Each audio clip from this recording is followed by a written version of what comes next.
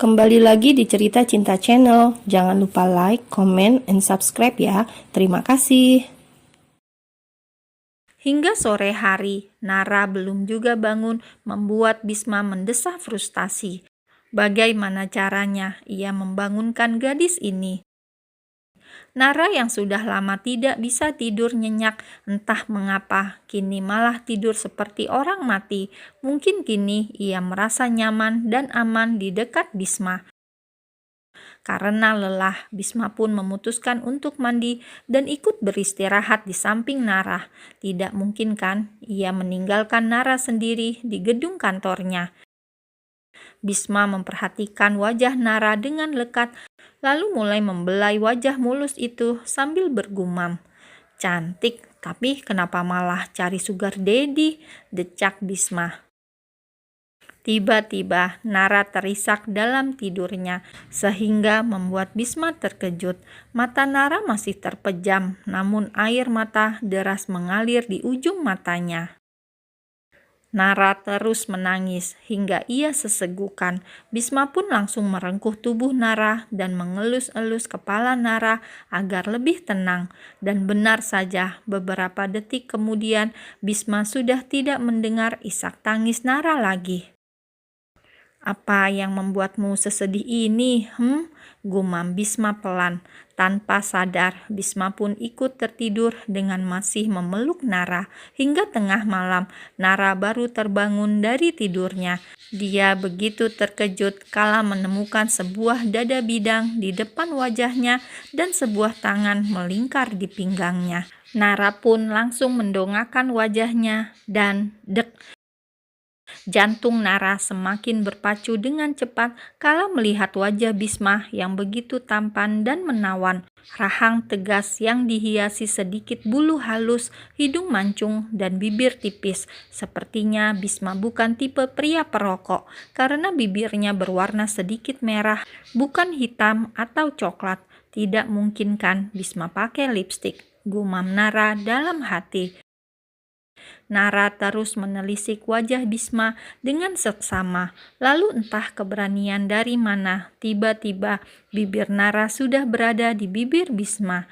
Nara mengecupnya pelan. Cup. Hanya sekilas dan Nara segera menarik dirinya lagi.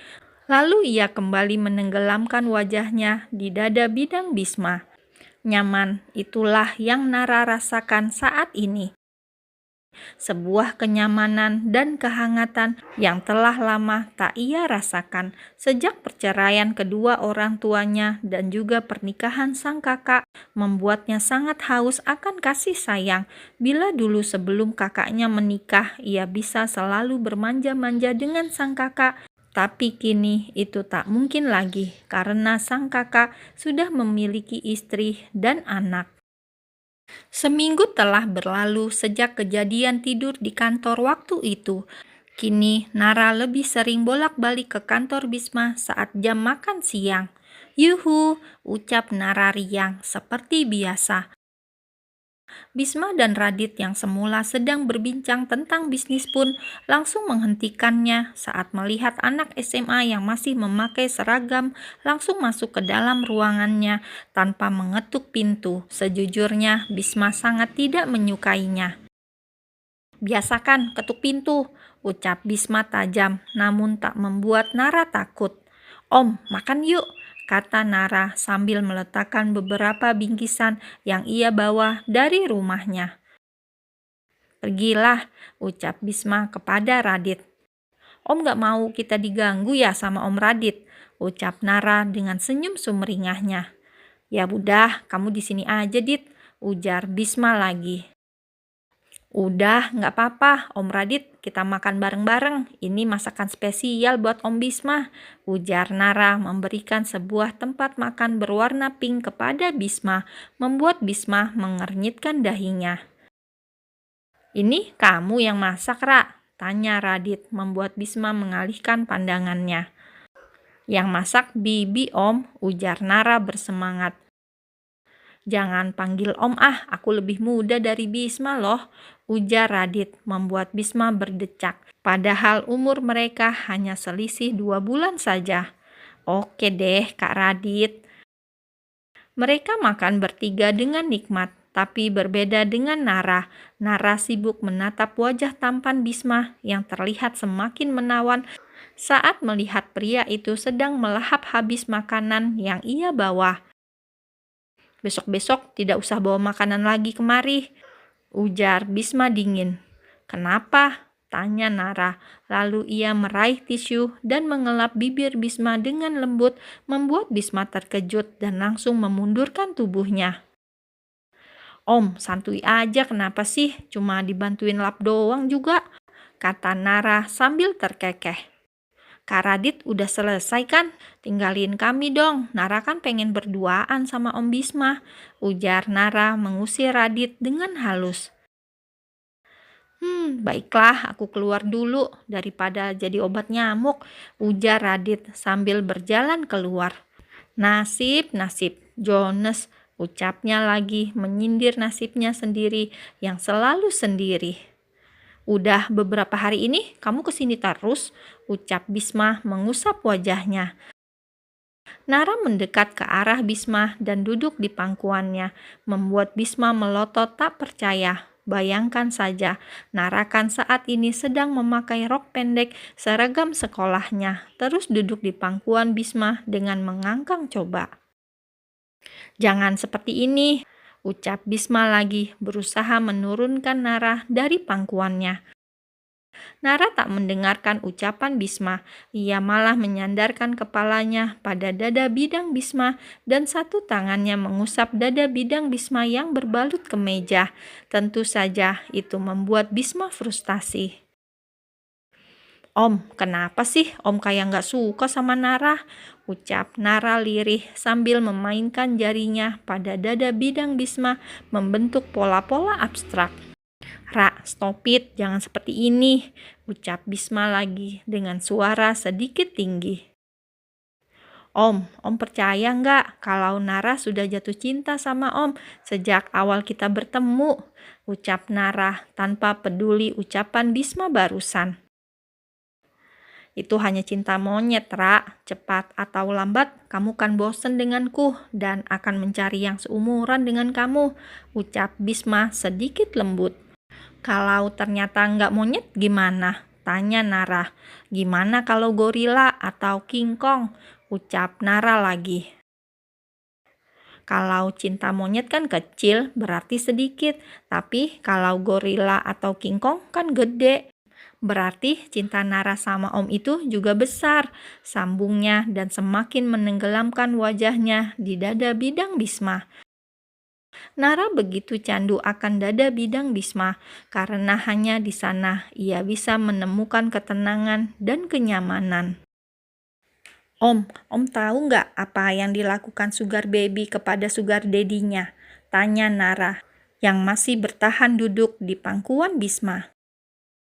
"Ra, turun ya, Om mau lanjut kerja," ucap Bisma sebenarnya merasa risih. Bukan risih tidak suka, namun ia risih karena Nara mengganggu ketenangan adik kecilnya.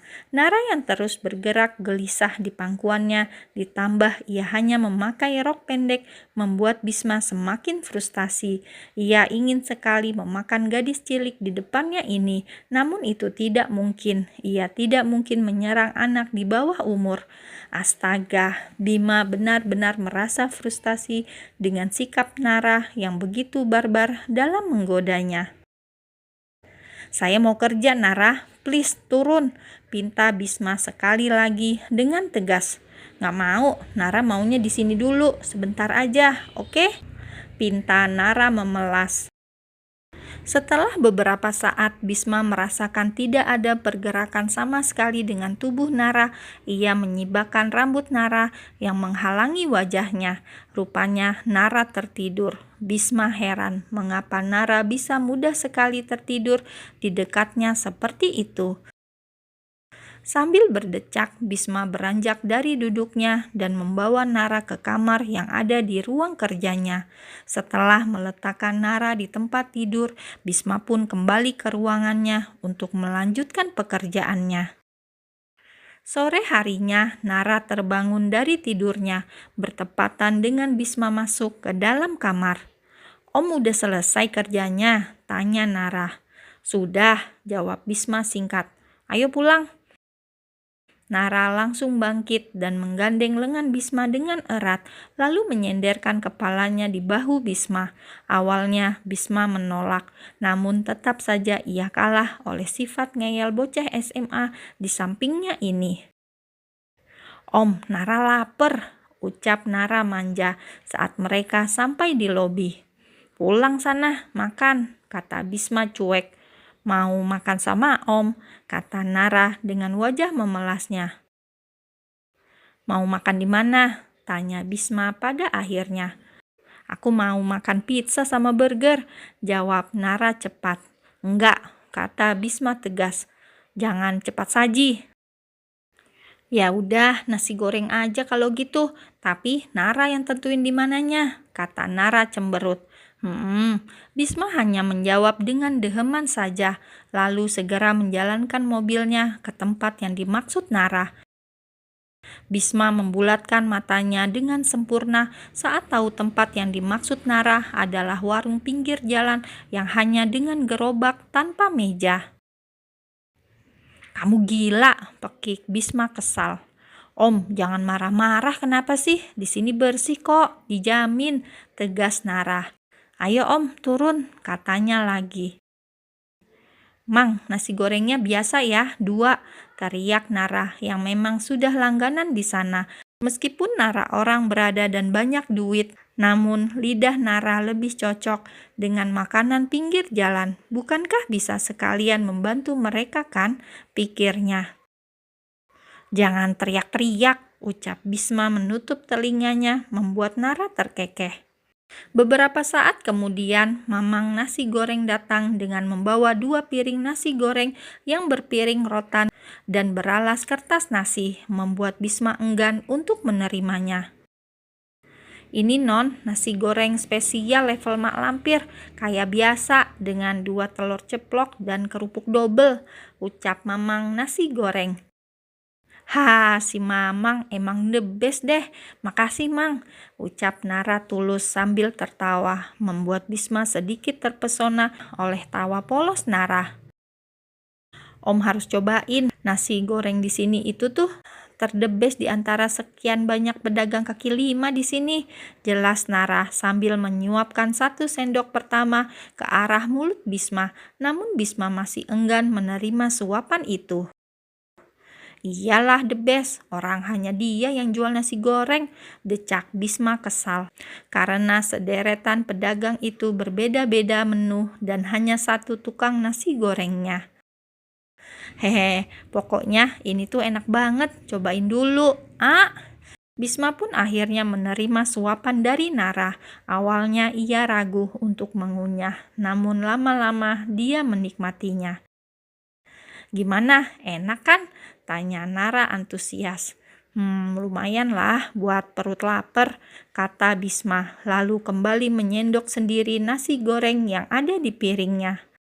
Ternyata rasanya tidak seburuk lokasinya, batin Bisma. Tanpa ia sadari, dia sudah menghabiskan nasi gorengnya dengan cepat.